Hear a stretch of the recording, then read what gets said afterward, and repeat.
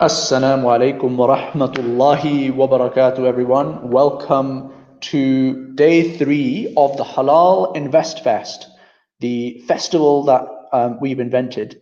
It's been fun. It's been an exhilarating journey at times, dealing with the highs and lows of pensions and stocks and shares, property. We've been into all sorts of different properties and up to no good over the last 2 days.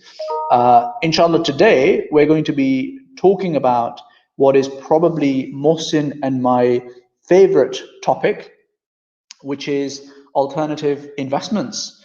And we are going to be whizzing through, and Mohsin, as ever, is going to be joining in just a second because he's doing salah, because Allah subhanahu wa ta'ala comes first before investment. That's a top tip, guys. Allah subhanahu wa ta'ala always comes first before investments. But he will be joining us, and we're talking about alternative investments. What is this term all about? We'll be talking about things like startups, investing in small businesses, SME financing. We'll be talking about investing in gold. We'll be talking about investing in art, even, and other random asset classes such as forestry as well, investing in literally woods. Mohsin, welcome. Assalamu alaikum, everyone. Welcome to the final day of the Halal InvestFest. It's going to be a good one, inshallah. Inshallah. So Mohsin, do you want to kick us off with talking a little bit about the pros and cons of alternative investments, and what is this asset class all about? Yeah, let's kick off. So alternative investments, it sounds a bit quirky. It is a bit quirky, really, because it's everything that is off, I guess, the beaten track of the investment world. So when you're growing up and you hear about the stock market and you hear about property and all that kind of stuff, and we've covered that in the previous days as well, because quite rightly they do make up pretty much the bedrock of most people's portfolios. But what we found personally is that there's a whole other world of investments as well, and they're actually really, really interesting. They are, often quite high risk, often quite high reward as well, and you've got to be very careful about what you're getting into. And we're going to talk about how to, think about risk within alternative, investments as well.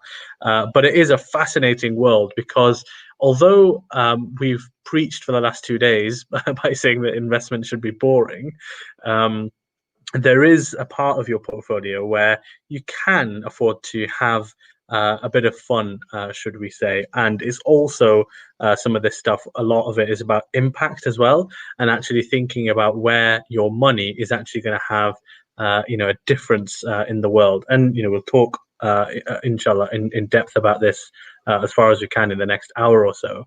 And if we're thinking about what makes up an alternative asset, usually it's something that is illiquid, meaning it's not something where there's a very ready market for this thing. Like, you wouldn't be able to go out in the street, or there isn't like a web platform where you can sell like a piece of art, for example. And art is a good example of an alternative investment asset class.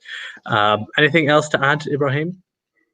Yeah, so I think that one important thing to think about when it comes to alternative assets is, how should you actually even think about alternative assets? And what I mean by that is, an alternative asset is typically, by definition, something that is going to be a little bit riskier. And so whenever you're thinking a little bit riskier, it necessarily needs to mean a little bit more reward. If it doesn't mean more reward and you're just taking unnecessary risk, that's a bad investment, right? And if you're getting a massive return for very low risk, that's probably a fraud. I've historically found that that's never really the case. And there's always, those high risk, those high reward investments with low risk are actually either genuine frauds, or the person doesn't understand the risks and there is actually really risky investments underlying it. Or it doesn't actually return the returns that it would that were promised. So those are the kind of high level things to kind of keep in mind about this kind of risk reward spectrum that we're dealing with here. The other thing to think about is your portfolio as a whole. So you don't want to be putting in, your entire life savings into these alternative investments, and yet at the same time, you don't want it to be just like 0.5% of your portfolio, because then what's the point, right? So typically, and again, not financial advice, but typically, what we would suggest and what we've seen people do is putting somewhere roughly between anywhere between 10 and up to even 30% of their portfolio into these kind of investments. And if you're a sophisticated or high net worth investor who knows exactly what they're doing, then you could even go higher than that. But typically that's kind of, the kind of ballpark that you'd be looking to put into these kind of investments. And even within that 20 to 30% that you put into these alternative assets, you want to diversify within that as well. So what do I mean by that? What I mean is that, you might say, oh, okay, this particular startup or this particular artwork is an alternative asset. So therefore, I'll just put 25% of my portfolio into that one thing, and I'll sit back and I'll relax, and I've now got alternative assets in my portfolio. That's true, but it's also incredibly foolhardy because it's just one asset, right? And if that artwork turns out to be not from Banksy and actually just by your brother who was pretending to be Banksy, you're probably not going to make very much money. Whereas if instead of that you said, okay, that's an interesting painting, let me put like 1% of my portfolio into that, and then I'll build out a portfolio of 25 other interesting assets that I'll over time build up and become a really interesting alternative investment portfolio. That becomes very interesting because each of these 1% investments will usually have the potential to do significantly more than 1%. And that becomes very interesting for your overall portfolio. So that's kind of high level how to kind of roughly think about where alternative assets fit into that ecosystem. And yeah, over to you, Mohsin.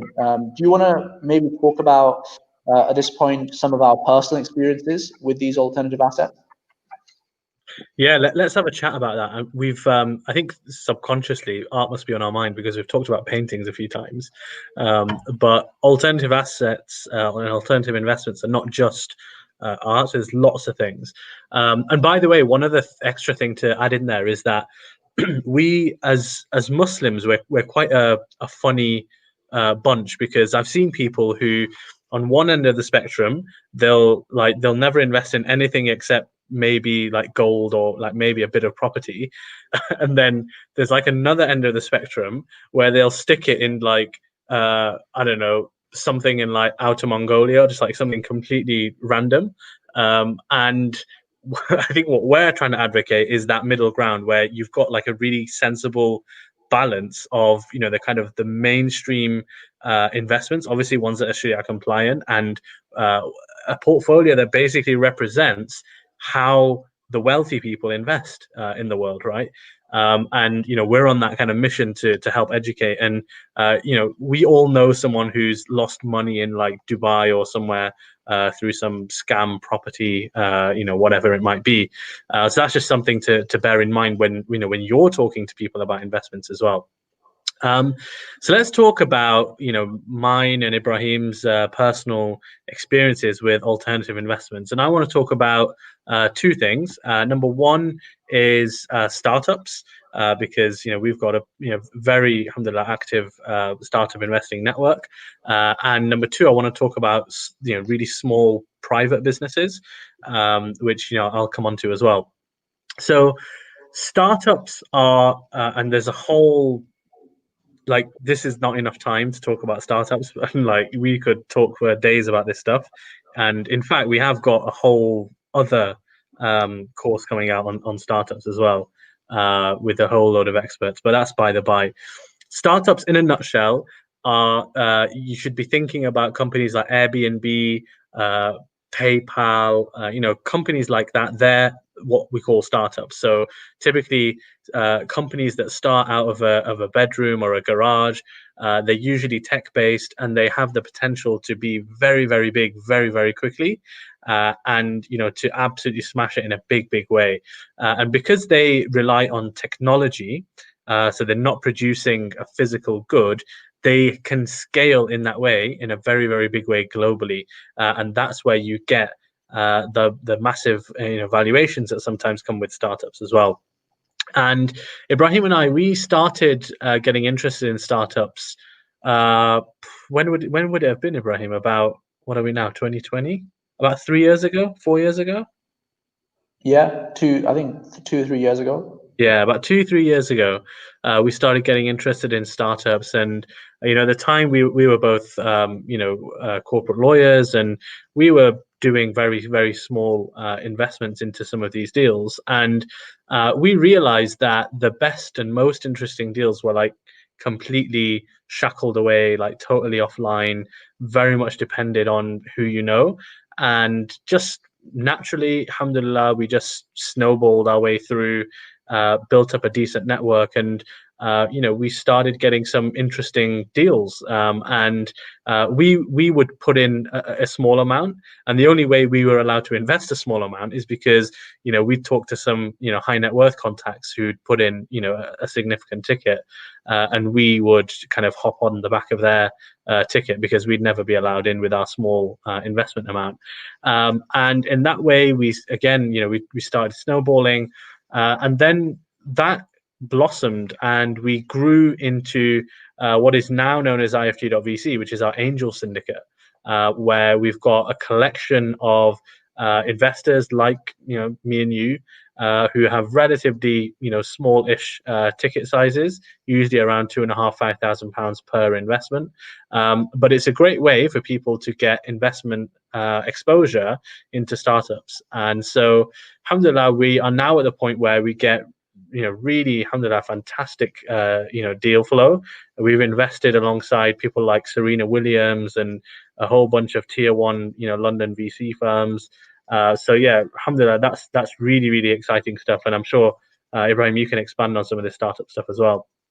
And then the other thing I want to talk about is another alternative investment class that I've been investing in for the past probably similar time frame, like two years ish, are just like really small businesses, and not startups. They're not things that are gonna take over the world and become billion-dollar plus valuation companies, but I'm talking about very, very small, what you call lifestyle companies. So companies that can literally fund your lifestyle.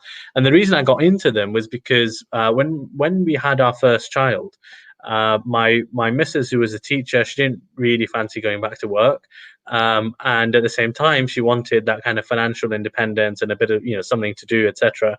And because of my background as a corporate lawyer, I was doing a lot of private equity deals back then. I kind of understood a bit about the private business world and what people look for in these businesses and that kind of thing. And I just started trawling the internet for very small businesses that were for sale, and we made our first business acquisition. And the key things I was looking for there was something that my wife could do from home, that would bring a decent income, and would be interesting to and cheap to buy. And the interesting thing with it was that I was able to buy a business on a 2x multiple, meaning that the profit of the business, I was able to buy it for twice the price of the annual profit, meaning that in theory I should recoup all my money in 2 years. And I stand here about nearly 2 years into that particular business, and alhamdulillah, we're well on track to do that. And thinking about it in yield terms, that's like a 50% yield. So pretty special returns on that. So that's something to look out for. Obviously, it's not your classic investment in the sense that you have to actually operate the business. And that goes back to something Ibrahim was saying earlier, which is that when you're looking at an investment, you need to look at everything that goes into that investment. So whether that's the risks, whether that's your time, but like everything that goes into it, and your reward needs to reflect that accordingly. Yeah, agreed with that. Mohsin, you, I think you were definitely first off the mark with small businesses, and you were preaching about small businesses for a while before I got excited about them. And And then I've been converted recently, and I'm thinking, you know what, I need to get myself like a random small business and see what happens with it. And guys, I think it's a potentially very interesting area, and I've warmed to it over time. Me, I've always been a startup kind of guy. Go big or go home sort of thing. Someone's asking if they benefit from tax breaks, these startups, and I guess this, talking about my own experience. So I started investing because I was starting to see interesting deals percolate through my network, and they were interesting deals. And when you start investing, you don't really, honestly, like the first time you do it, far less than you do now that we've been in it for 2-3 years. And so there's always going to be a degree of risk whenever someone plunges off. The important thing that we've tried to build, I guess, with the Angel Syndicate is that now that when people are ready to plunge, they're actually going to be plunging in good deals with people that have gone through the hard stuff themselves already. And I remember with my first investments, it was the tax aspect was pretty important. You with SEIS scheme startups, you get 50% of your investment back as a tax rebate, and with EIS you get 30% back. And if any of the companies collapse within the first 3 years, you actually get another, I think it's 20% as another tax break that HMRC gives you. And the reason why HMRC does this is because they really want to encourage people to invest in startups. So that's kind of how I got into this whole space, and I started investing, and I realized quickly that this is an area that needs a lot of dedicated time and attention to be able to do properly, because it requires networks, right? Because you've got loads of startups out there that are raising money, but to do it well, you need to get into the best deals.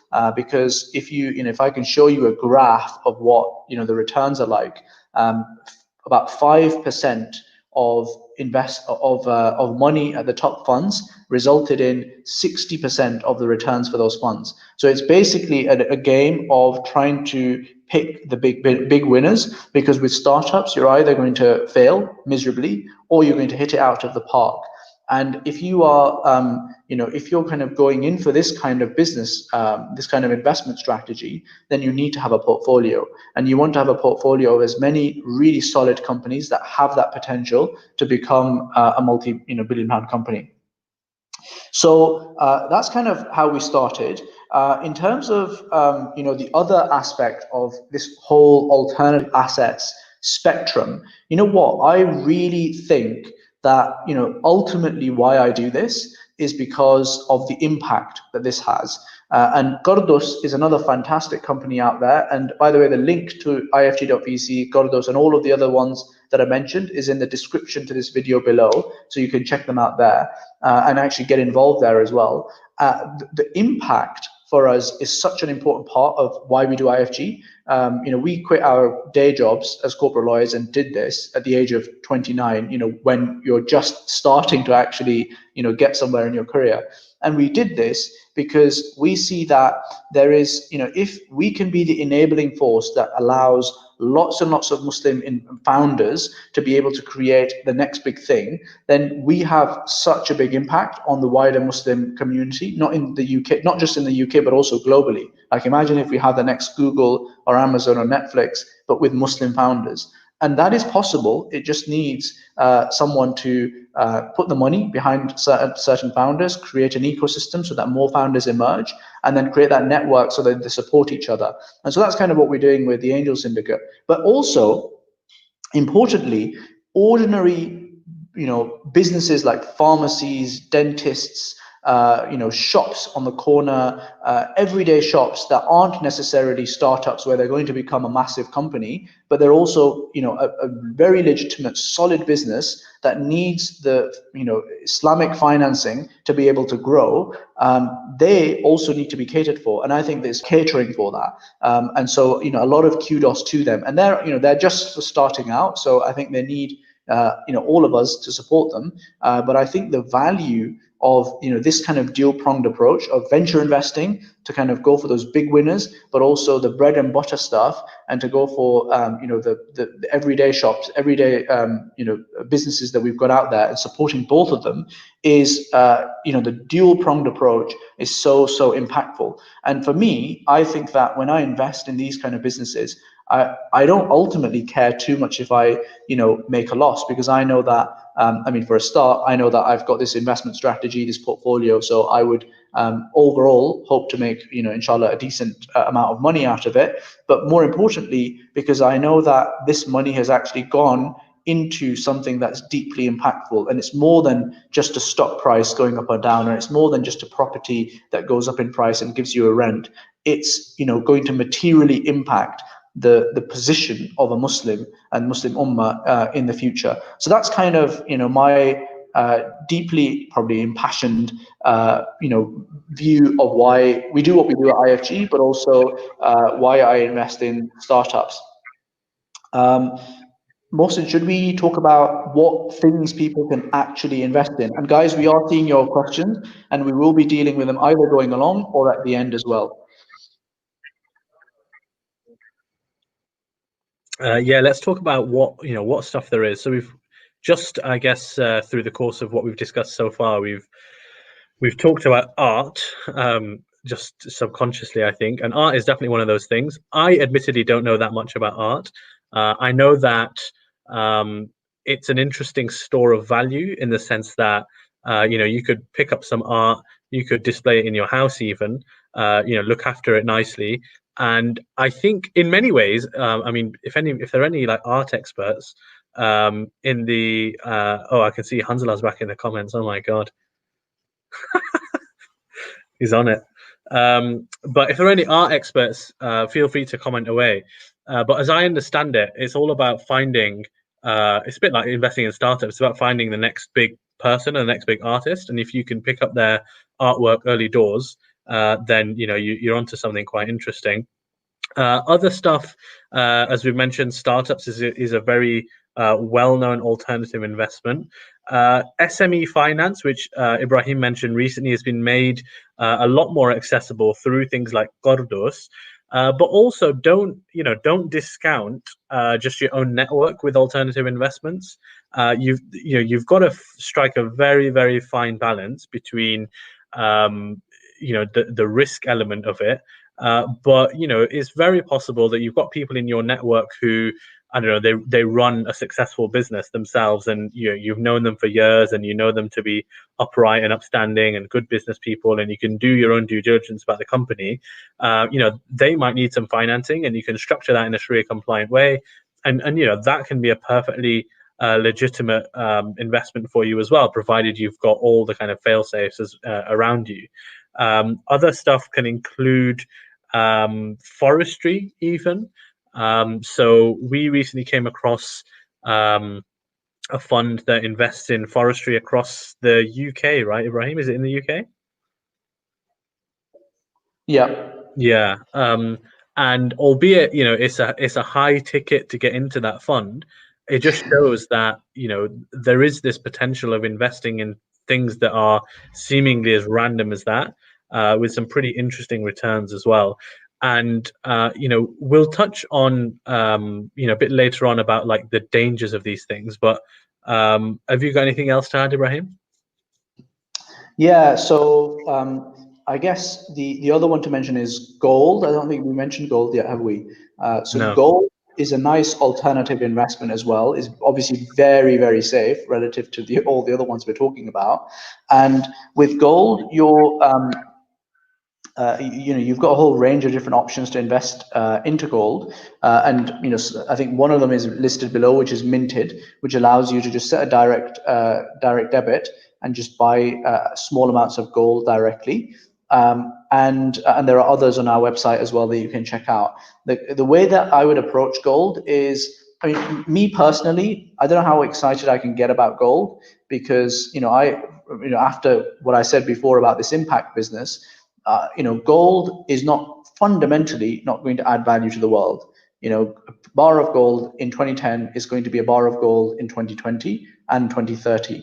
That is its appeal, but also for me, its downside. One potentially successful way of approaching it is by saying, look, I'm going to always have about 5% of my overall portfolio in gold. And every time that gold price rises and my portfolio, that gold value increases, so it becomes like 10% of my portfolio, I'll sell half of it and I'll bring it back down to 5%. And then every time the gold price, decreases and becomes a lot cheaper, I'll buy up the gold and bump it up back to 5%. And it becomes a nice kind of hedge to, your overall portfolio in case there's kind of some crazy events going on.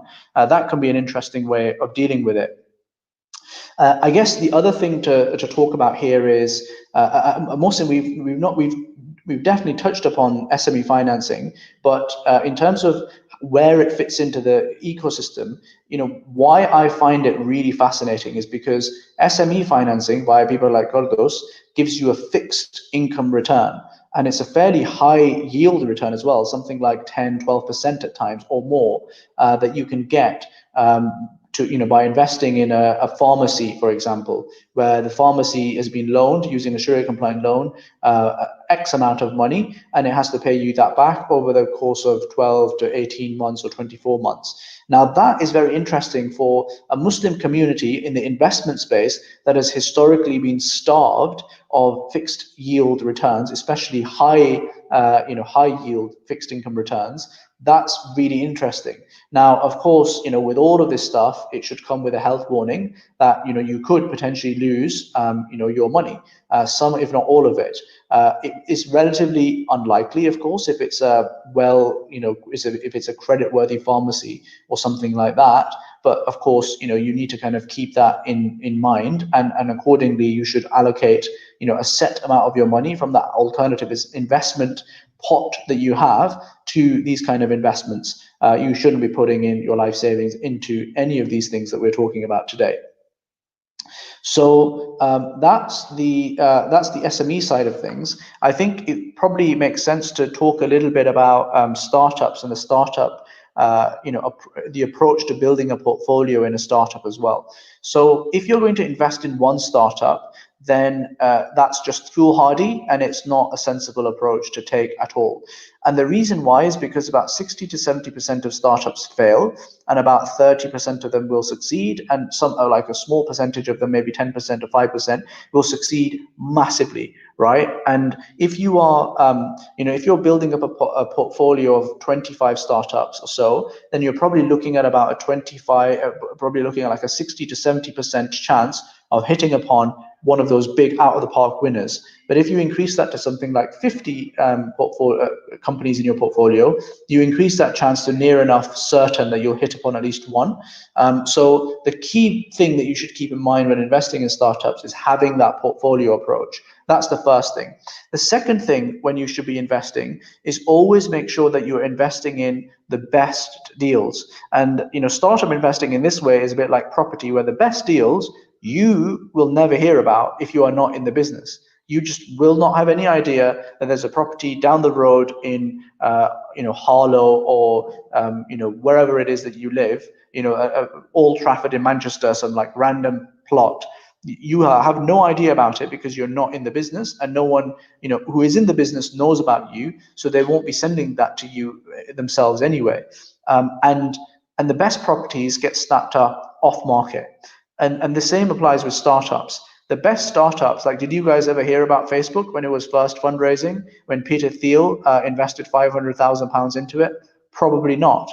And the reason is because you and I at the time were not embedded in those networks. So the best way to get into, so the first thing is diversify, and the second thing is get into the best deals. And the way you get into the best deals is by investing either in established funds. If you've got a large amount of money, you need typically about 100 to 200,000 these days to invest in any kind of respectable fund. And the best funds, you're typically looking at least $1 million plus. So obviously, that's kind of out of reach for most people. The other option that you can go for is angel syndicates. And with angel syndicates, you get access to the networks of the syndicate leaders. And IFGWC is obviously one of the angel syndicates that you could potentially join. There are others out there as well. There are places like in the Middle East, they've got Falcon, I think it's called, is an angel syndicate. And then you've got AngelList, which is the biggest platform for angel syndicates globally. Now, the issue with AngelList is they've got great deal flow, great angel syndicates. You need to do your due diligence on the angel syndicates themselves, of course, and the founders, but you also need to be aware of the Sharia compliance issues. And there are Sharia compliance issues in the venture space, and probably not enough time to properly talk about that here, but that's stuff that you need to really carefully consider. And then you've got, you guys might be thinking, hang on, I've heard of Seeders and Crowdcube and all these other, WeFunder is a US one that someone mentioned to me, all these kind of other crowdfunding websites. What are they all about? So my take on these crowdfunding websites is that they are typically going to not necessarily attract the best deals in the market. And then there's a caveat to that, and there's a few reasons for that. The few reasons for that are because people will only go to Crowdcube and pay 7% to raise money from Crowdcube because they have typically not managed to raise money from other places. And that's kind of indicative that the best investors have passed on those companies. So that's one issue. It's not always the case, absolutely not always the case, but it's definitely the case sometimes. The second issue that you have is that on Crowdcube, I typically find valuations to be very high.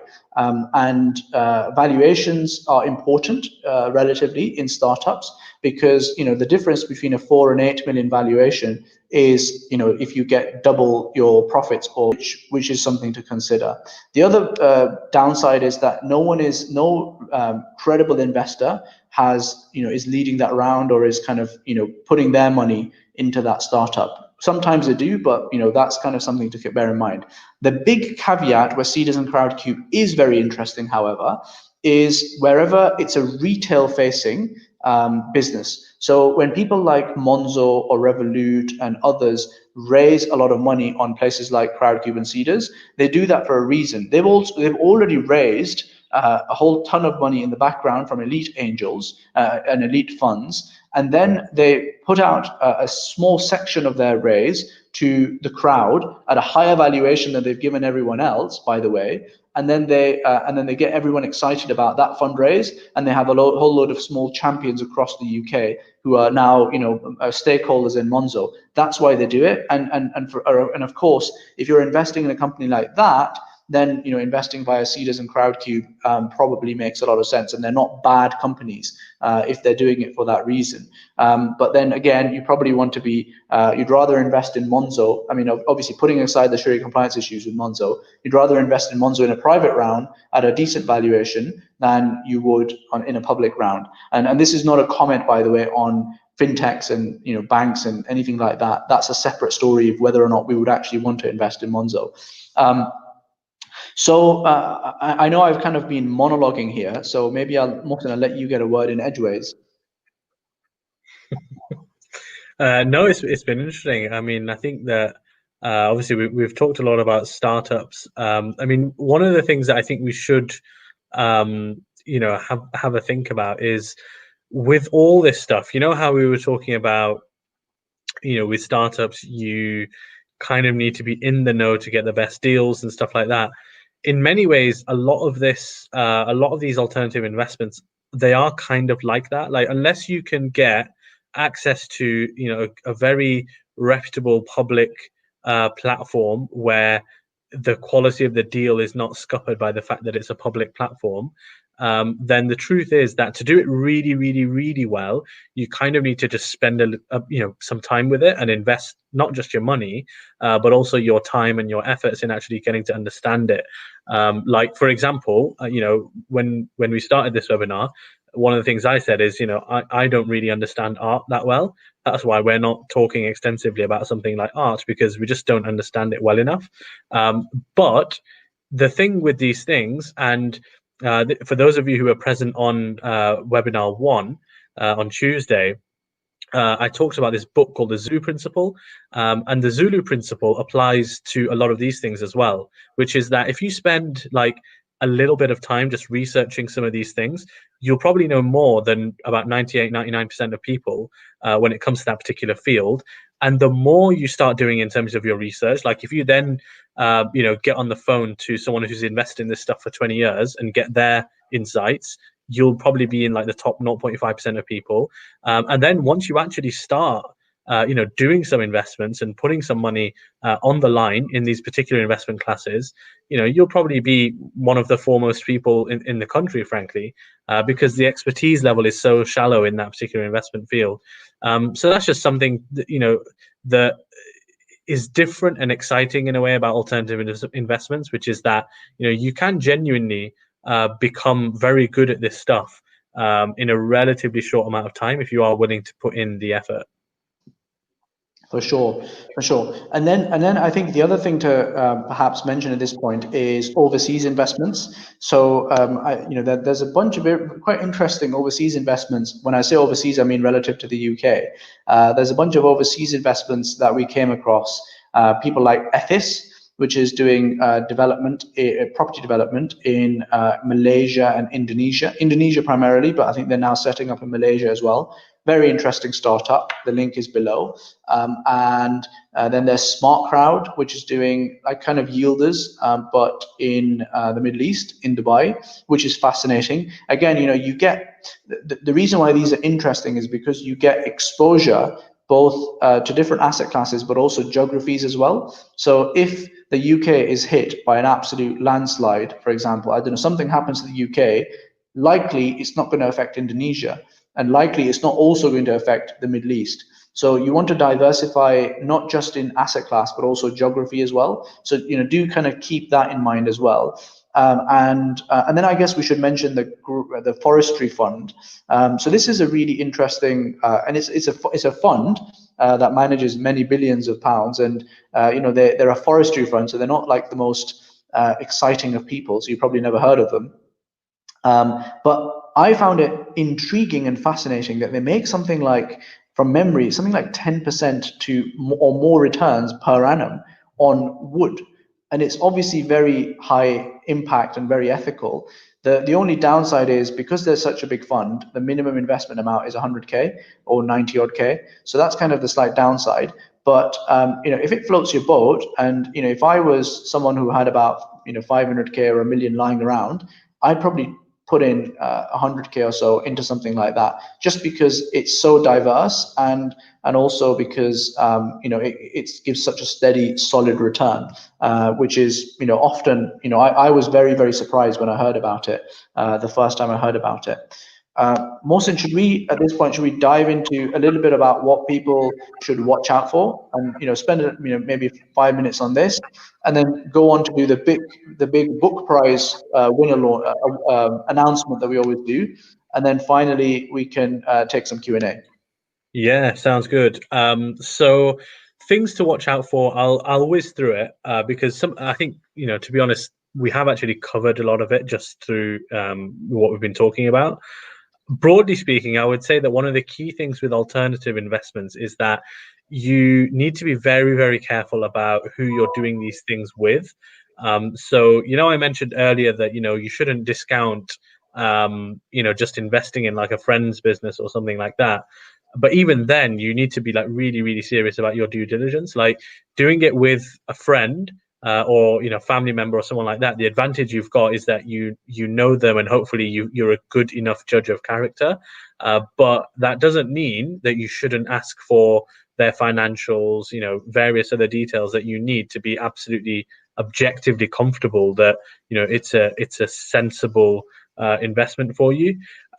So that's definitely something you need to bear in mind, and you need to be probably even more careful when it comes to transacting with random companies that you potentially haven't heard of.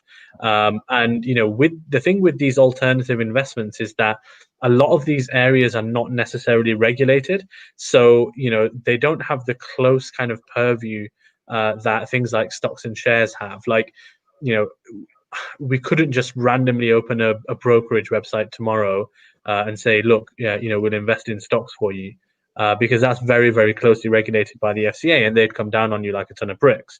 But it is, I mean, I've never thought about doing it, but it's potentially slightly easier from a regulatory perspective, to knock up a website that does art investing, or I saw a comment earlier about investing in. Aren't you, Mohsin? Sorry, you've got art on your mind. I've got art on my mind because I've got these really nice paintings. Incredible. This is what happens, ladies and gentlemen, when you invest in halal, where you end up with a massive house like that. It's not my house, sadly.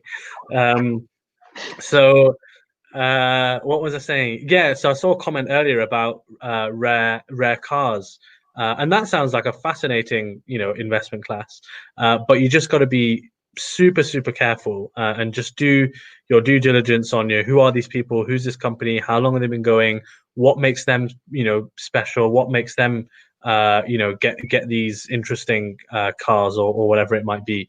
So you've got to spend a lot of time thinking about that, and probably if you're transacting with a company that you've never worked with before, it's probably worth doing like a small investment with them and just testing the waters, just for your own peace of mind. And then other things that, Ibrahim's mentioned this, but have a portfolio approach, right? So don't think to yourself that, oh, I'm going to put 10% of my wealth in these risky things, and let's say that 10% is, for example, 20 grand. And the first thing I'm going to do is I'm going to go on Auto Trader and buy the first rare car that I see, and that's in the entirety of my alternative investment strategy. Shouldn't work like that. You should have diversity within that bit of your portfolio as well. Have a portfolio approach, and again, like this whole portfolio approach, that comes down to this question of risk and how you think about and how you handle risk. And we've got a whole section on that in the course that we've launched, which we'll talk about a little bit later as well. The third thing that I think about is, don't be led by your emotions. Often people get caught out by a friend coming to them, or a family member saying, oh, I've just invested in this and it's brilliant, and you should invest straight away, otherwise the price is going to go up like next month or something like that.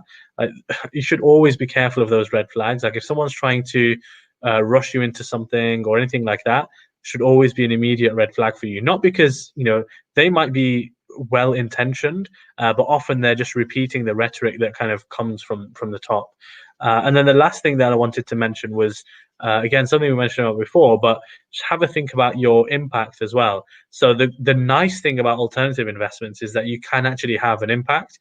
So like, with startups, if you're investing, or even in, SME financing, if you're putting money in that is ultimately going to help, Muslim founders and Muslim business owners, to potentially build a very, very big company, that is very, very impactful on a big global level. And that's the nice thing about alternative investing. So if you are going to do some of this stuff, just kind of check your intention a bit, have a think about why you're doing it. And sometimes, if it comes to even sacrificing a little bit of return for something that's a bit more impactful, I think I'd probably rather do that personally. So at this point, we've got a whole bunch of quite interesting questions that I want to jump into, and very, very juicy questions like, how do you diligence a startup? And Hans is asking, have you heard of a startup called Unfido? He's been on too many of our podcasts and our webinars. The big announcement now is who has won the final £130 plus worth of 10 books on halal, on investing generally, but also in particular halal investing. And I will do my usual party trick of getting my phone out. And this is my random person generator, where I go on my my notifications. There's now 285 people who have commented on this. and I need to make sure it's not just the most relevant. Like it sorts by most relevant or most recent. Oh, that's not good, is it? Right, I'm gonna have to scroll down a bit because otherwise it's unfair, isn't it?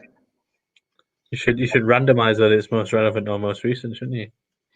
Yeah, Mohsin's extremely concerned that he's more concerned than Donald Trump about election fixing. I've had the gambling commission on the phone to me today. Have you? No. I've been embedded in Facebook for a very long time, says Hans. All right, okay, here we go. Right, so I'm going to now, I'm fairly far down, like this is as far down as I've been historically. This is the guy who won it last time, so like it's clearly someone after him.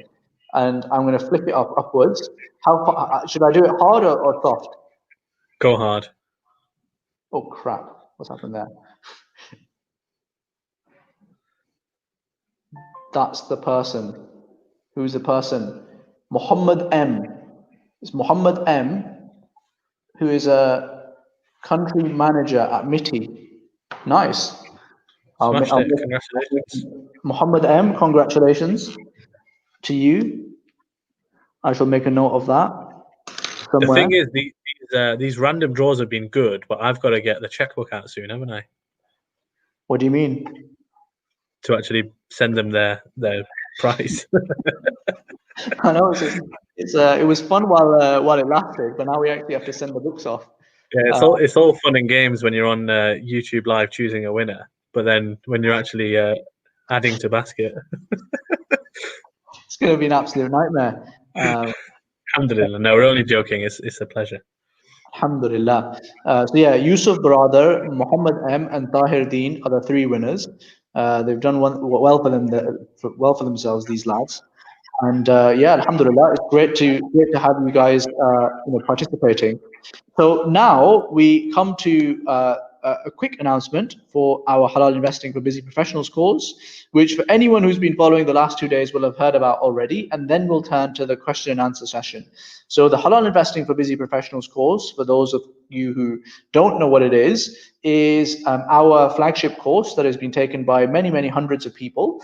And it is a course that is designed to get you to basically have your investment portfolio sorted within one afternoon. And we cover all sorts of things from stocks, property, gold, startups, SME financing, all of the stuff that we talked about in a lot more detail. And the key thing is it's very, very practical, and it's step by step. So it's not just us saying, oh, it's not more of this. It's actually, okay, and here's a PowerPoint presentation. Here's a screenshot of this is actually what you should do, and this is how you should go about it. Here's a spreadsheet, or here's a handout that you should fill out. And by the end of it, once you fill that all out, you've got yourself an investment portfolio. The key benefits that you guys have right now is that the first 100 people who sign up that use the tag Halal InvestFest, all of this is, by the way, in the description below, and the link to the course is in the description below. Then you get 10% off. And the course is only available because we typically run it in batches. So the course is only available for the next, I think July the 21st was, I think, the deadline. November the 21st. So it's in about a month's time that the course will be closed. So if you do want to get yourself started on your investing journey, then please do check that out. And then inshallah, you'll get yourself started. Brilliant. Mohsin, anything to add on that front, by the way? The only thing to say is the reason we launched it now, being nearly November of 2020, is because we've done it with 2021 in mind, so it's freshly updated for that, and also because we regularly revisit that course because things can quickly change over time. You get lifetime updates with it. So we've launched this course before in 2019, and all of those people who'd signed up to that automatically get this update. So you'll be the same for the next time.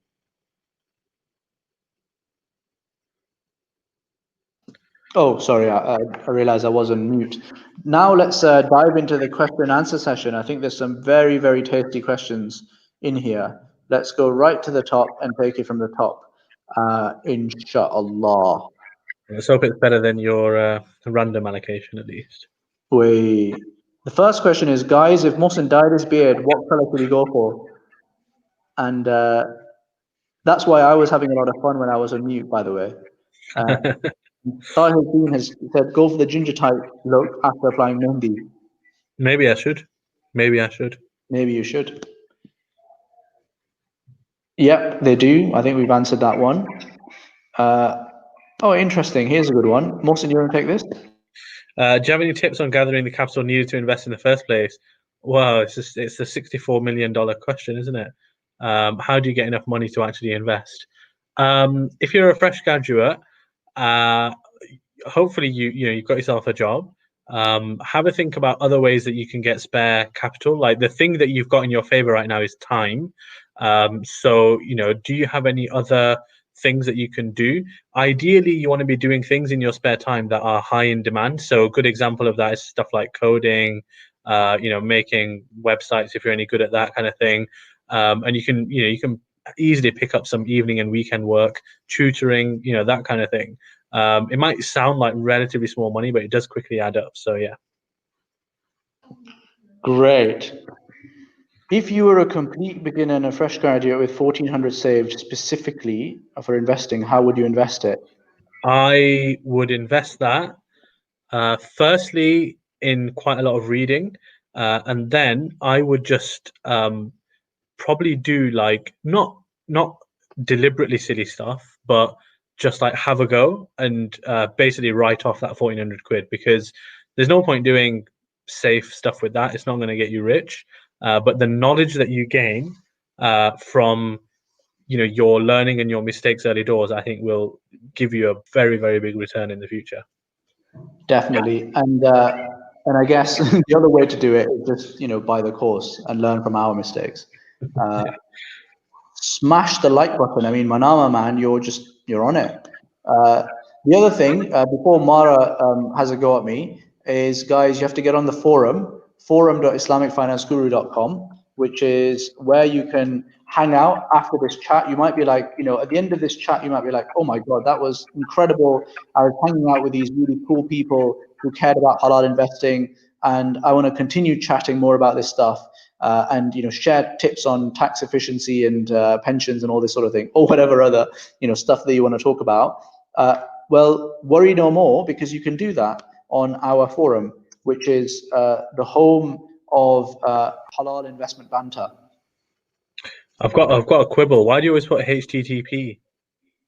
I just copy paste it. Do we not have SSL enabled? I'm sure we do, right? I have no idea. It must be https://forum.islamicfinanceguru.com. Here's a good one. Have you guys personally been part of a startup that's gone big? Maybe not through IFG.VC, has not been around long enough, but perhaps during your corporate days. So, Mohsin, I'm sure you will have some interesting comments. High-level comments from my side are, so we've had a bunch of startups have second raises. So startups go through multiple rounds of fundraising. And at each round, they get a higher valuation depending on what progress they've made and if people want to pay that valuation. And that is obviously a really positive sign, and it means that you have increased your your investment. It doesn't mean that you've got the money in the pocket, but it does mean that your investment is heading in the right direction. And we've had a few of those. Alhamdulillah, increased my investment on 2 or 3 of these deals by about 4 or 5x in about a year and a half. So that's really good. That is not to say, by the way, you should go into startup investing in particular with your eyes open and be completely aware that you will be losing some of your investments and they will be going to either zero or making a loss, and that's fine, right? And this is an investment class where if you are not going into companies that could be potential duds, then you're probably not doing it right. Because if you have 20 companies that will guarantee to make you a 2x return, that's not worth the risk, right? When you're putting your money into startup, illiquid private companies. But if you're investing in companies, like think of it like you're a cricketer, you're Shahid Afridi, right? And the name of the game for Shahid Afridi is to hit the ball out of the park, right, and get 6 runs. If you are going to maximize your ability to hit that 6 runs out of the park, then you need to take a big almighty swing of the bat at every single ball that you get. You can't take like a half-hearted defensive swing and try and get like a 2 runs. That's not the aim of the game. This aim of the game here is to get that 6 runs.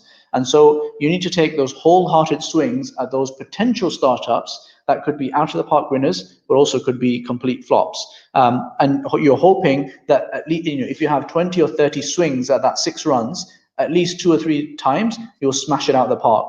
But if you don't have full-hearted swings 20 or 30 times, you're going to end up with only 10 swings that have the potential even to be able to be out of the park winners. And if you've got like 20 half-hearted swings, you're obviously not going to get a winner, because it's not possible to get a winner with a half-hearted swing. So the point, I guess, that I'm driving at is make sure that you are trying to hit it out of the park, and that will mean that some of them will be losses and you'll miss it completely. The other thing to mention is what about specific startups that have actually done really well? So Hans is a friend of ours, and he mentioned Onfido, which is one of the founders is actually an advisor on IFG, and the Onfido guys, early stage startup 10 years ago, raised a bit of money, and they've done superbly well. So Monzo and Revolut and TransferWise and all of those guys, when you do the ID checks and you do the the KYC checks at the start, that's all on Fido in the background. So these guys have raised over 200 million now, and are worth a lot of Onfido is worth a lot of money now. So that's a Muslim success story. Another one, I guess, is on a smaller scale at this stage, is someone like, and this is, you would all have heard of them, Muzmatch, right? They've recently raised, I think it's a 10 million round or something along those lines. So again, a very, very good success stories. And then historically, you've got people like PayPal, Amazon, Facebook, Netflix. These are all the really big success stories that have come out in recent years. And Mohsin, you can talk about from your corporate days as well. I think there was a few from your time as well, right?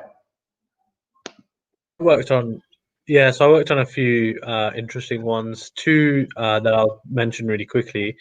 One was a kind of like a pharmacy startup thing, like online pharmacy type thing. And the founders literally were like living literally on the breadline, and they managed to get a really, really nice exit. They got bought out by a very big player. And that was cool working on that deal, not least because you got to literally see the figures that these founders ended up getting, and it was just really, really nice to see genuinely life-changing stuff for people that had taken that sacrifice. So that was very cool. The other one that springs to mind is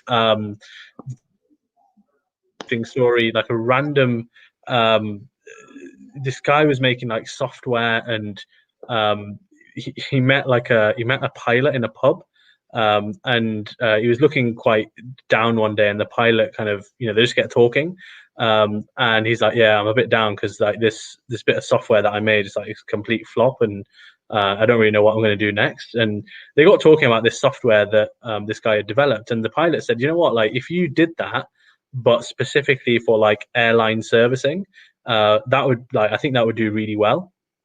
Because apparently airline servicing is just like an absolute nightmare, and this guy's software works really well for that. So he did that, and they went into business together, and they very quickly got massive contracts. Then they got investment, and that fund introduced them to people like Virgin and a couple of others, and then literally within 18 months, I think it was, they got bought out by Lufthansa, I think. So that was a cool story. Amazing. And there's many other stories that are being in the making right now. That's the exciting. That's what I love about this space, because we're always on the lookout, and there's something in the pipeline. There always will be. Reits acceptable investments. They are if they're purely unleveraged and just a holding property. A lot of REITs do borrow though. We will be doing an article or a list that lists out halal REITs. So watch out for that in due course. Hans, do the brothers have views on whether the value of art is in the eyes of the beholder? Mohsin, you want to take that? No, they're not. Beauty is objective. Apparently, Hans has a portfolio of life drawings whose value increases year on year. we'll skip that question. How about the app rally, which allows you to buy a small piece of a collectible like a rare car? Sounds cool. I've never checked it out, but same advice as before. Just make sure that the company's legit. Yeah. This is a really interesting question. Hassan Al-Sharbaz, Salam, can you talk through the due diligence process for a startup you've invested in? What are the red flags for you? Go on, Mohsin. Oh, God, we could be here all day with this question. Quick red flags. For me, why don't I say what I look for, and then you can say these are the things that, because I'm always the one who's like, yeah, let's invest, and you're the one who's like, hang on. There's a few of these things to watch out for. So all right. what I get excited about is the founders, if they're credible and they've got nice product market fit. Like if the founder is selling, an artificial intelligence related product, and they are a English literature student, then I would be very dubious, or even a PPE student in my case. Whereas if they were an engineer or a computer scientist, I'd be a lot more comfortable with that. The first is product and the founder. The second is a product, if it's quality. The third is how big the market is. Does it have that potential to be really, really massive? And then I think I look for traction as well. So is there any sign that this product is actually wanted by the market and the market is willing to pay money for it? High level, those are the key things. And then I guess one final thing is the defensibility. What's the defense here? What's stopping someone else from coming along and doing this? And typically you're looking at defenses like becoming intellectual property, like deep technology that's very hard to copy. You're looking at network effects. So every time someone joins this platform, then that becomes more valuable for everyone, which means it's very hard for someone to catch up. So someone like Facebook would be a classic example. Economies of scale. So Amazon has that. They can, because they're massive, their cost base is really, really low. And then you've got brand as well. So a really powerful brand is very hard to compete with and can become very monopolistic over time. And we like monopolies. Normally it's a bad word, but actually we like it. But now over to you, Mohsin. What are the red flags? So yeah, I mean, basically literally the reverse of everything Ibrahim said. So all of those questions need to be for the positive. If they're not, then that's definitely a red flag. Other things I think are a bit softer, like how responsive is the founder in your communications with that founder or that founding team? What they like to talk to? Because the thing that you have to remember is that when you're talking to these people, the flip side is that these are the people that are selling to their own customers, and if they can't sell something effectively to you, then you've got to question how well they can actually sell to their own customers. Other things are fairly standard things that you would expect, but things like, do these guys actually know their numbers, their product? Do they know their market very well? Are there things that you think they should have thought about, but it turns out they haven't really thought about it at all? They can't really give a good answer as to why they've not got gone down a particular route. You want your founders to be deep thinkers and have thought commercially about certain things. And if you ask them a point blank question, have you thought about X? And they can't really give a convincing answer to that. It's not necessarily that answer that worries me. It's the fact that they've not been through the thought process. So that's concerning. What other stuff is red flag? I mean, there's loads. I mean, like I said, we are going to be launching a full startup course that goes through the entire due diligence process anyway. So yeah, look out for that. And it'll be for free. I mean, it's a quality course, but it'll be for free. So yeah, watch out for that. What percentage does Scudder's charge on loans? I don't think they charge anything to investors from memory, but I think they charge like a percentage to the company, like maybe 4 or 5% to the company. So that's that. It's a shame. I think you can potentially do abroad as well, but maybe the due diligence is a little bit harder. Can you assume all deals put forward by you guys are at least are best deals, as a layman might not have a full understanding of every deal? So it's very hard to say they are the best deal, but what we can definitively say is that we put our own money into it. And I know Muhammad is asking, do you personally invest in every deal that you put out to the Angel Syndicate? And the answer is yes. we invest in every deal, and we invest typically £2,500 per deal. So it's not, it's not an insignificant amount of money, right? It's not like we're putting in 100 quid or something. It's a significant amount of money, and it definitely affects, our revenue if we mess up. So yeah, that's kind of the long and short of it, which is we put the deals that we are willing to put our own money into, and we think that they are the best deal that we've looked at out of the dozens and dozens of deals that we will look at every single day. And is it the best deal? Hard to say. Like, well, what is a good deal? A good deal is the deal that becomes a multi-million-pound exit.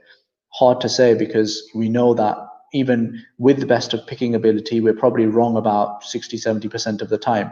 So all we can do is do the best due diligence, get ourselves into a company that looks like it's the right company, and invest with lots of other good investors.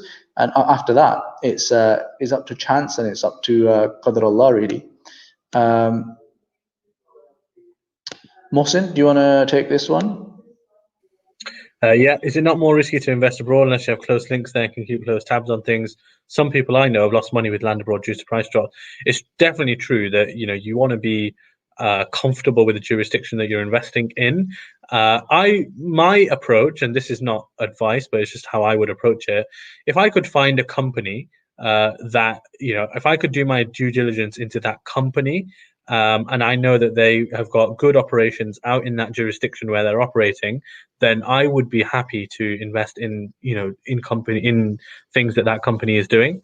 If it's me investing, personally in something out in that jurisdiction, I probably don't feel comfortable enough unless, as you say, I've got either some links there or some experience of that place, etc.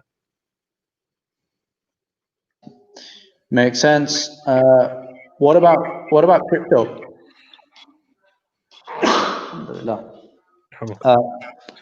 So to crypto, I would say that it's an interesting asset class. At the moment, we are, quite frankly, researching into it ourselves. I think probably the best way to go about crypto is to, again, take a portfolio approach.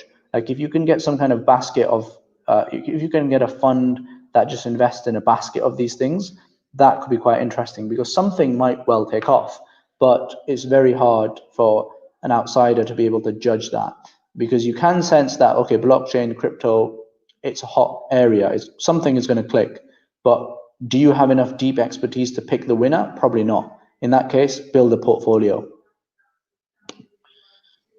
We could probably wrap up very shortly, but let's carry on. Just to reiterate, how can you invest in startups or a VCT? Mohsin, do you want to take that? Yeah, so startups, option one, if you are well networked enough, you can invest directly. If you can, get good deals and you can actually get access to them. Option two, if you're high net worth, you can invest in a fund, in a VC fund. Ticket sizes are probably going to be, if not in the millions, then at least the hundreds of thousands. Option three is to find an angel syndicate, where you have like a group of investors that invest into startups together. We have one such angel syndicate. Option four, I guess, is things like Seeders, Crowdcube, and that kind of thing. But we've discussed the limitations of platforms like that. And then option five, you've mentioned, which is VCTs, which are publicly listed trusts which invest in venture capital. The problem you're going to have there, though, is Sharia compliance. So I'd probably advise against that particular route. What do you think about VCTs, Ibrahim?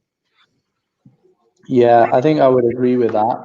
And also, I think that there was quite a damning article I read about VCTs, about how they take a lot of fees out over time. So it's probably not worth it. But yeah, I mean, have a look into it. I probably wouldn't do it because of the Sharia compliance issue.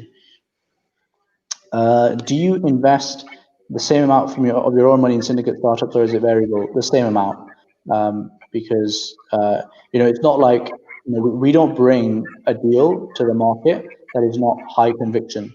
If we are not convinced, we just won't invest. And if we are convinced, we'll pretty much invest the same approach, the same amount every time. And that's because we know that even if we're really convinced, things will go wrong with a startup. And even if we're kind of very convinced, but not really convinced, startups surprise you. So always kind of, try and create as many like-looking investments as possible in your basket portfolio.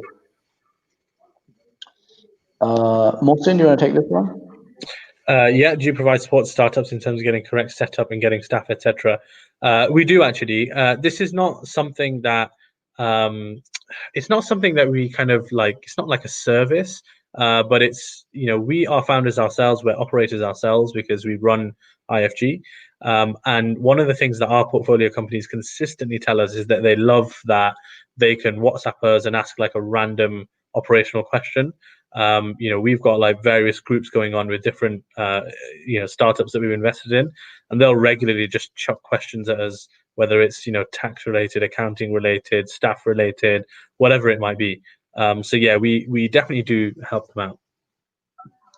And the other thing to add here is that for us, this is a point of mission, right? And that this is now getting quite into our kind of workings, but your typical VC is investing money and that's kind of it. Whereas for us, this is about the mission. So we will often, even sometimes with startups that we don't invest in, we'll just want to kind of point them in the right direction as much as we can. We can't always do that because sometimes you can't help. But if we can, then we definitely will. And we will try and take that time out to do it. Like, I mean, I was even today, if we look down our calendars, we've been on calls with about, I would say, 7 or 8 different companies, and all of them, either new deals or existing companies that we're trying to help out in some way, shape, or form. So yeah, it's a kind of ongoing task in the background, but we kind of just crack on with that because after all, it's our own investments as well, but also it's about fostering this ecosystem approach that we want to build up. Let's call it a day there. Oh, Jazakallah khair, Dr. Sulaiman Sakha, who's signed up. That's really appreciated, and inshallah you will benefit. And Mara has said thank you because she hasn't had to remind us today. So Jazakallah khair to Mara for that. This is an interesting one. Is there a particular sector you would focus on when it comes to investing? So we're very agnostic as to which asset class we put ourselves into. But having said that, we really like impact investments. So investments in climate change, dealing with climate change, ed tech, med tech, medical technologies, financial technologies, education technologies. We really like those kind of investments. Logistics, infrastructure, we really like that stuff. It's boring, but it's really valuable. It adds a lot of impact, and long term, it makes a lot of money. We also like artificial intelligence, machine learning related technologies. We think that blockchain will be big. We don't really know. We've not done anything in blockchain yet, but we would like to. Islamic fintech, obviously, where we can, we will do it. We're actually quite picky with Islamic fintech, and that's probably because with most people, when you're in a particular area, all of its downsides intimately, and that almost sometimes prevents you from investing in some companies. But we have invested in some Islamic fintechs, and we probably will do some more as well. Any other areas, Mohsin, that you want to kind of flag? Not in particular. I think that the way to think about this is just have like a really good understanding of the world generally, and just spend a lot of time reading and just thinking about the picture and the big picture and tomorrow's world. So yeah. Amazing. And look, I mean, I know we've talked a lot about startups here because that's what we do at the Syndicate, but there's a whole bunch of other investments out there as well that you guys should consider. And I think this area of your portfolio is the bit where you can actually have a bit of fun, because searching a great property, whilst it can be relatively fun, there's a kind of limit on the fun. And searching for a great stock, again, it can be pretty fun, but there's a limit on the fun. But when you're looking for the next big thing, for me personally, at least, I get very, very excited about it. I think it's just, it's just such a cool investment class, and we get to talk to experts and future Bill Gates, and future Mark Zuckerberg every single day, and that's great. We get to pick people's minds about where they think where the future is going to be in 5-10 years time, and many of the people that we talk to, some of them will be right.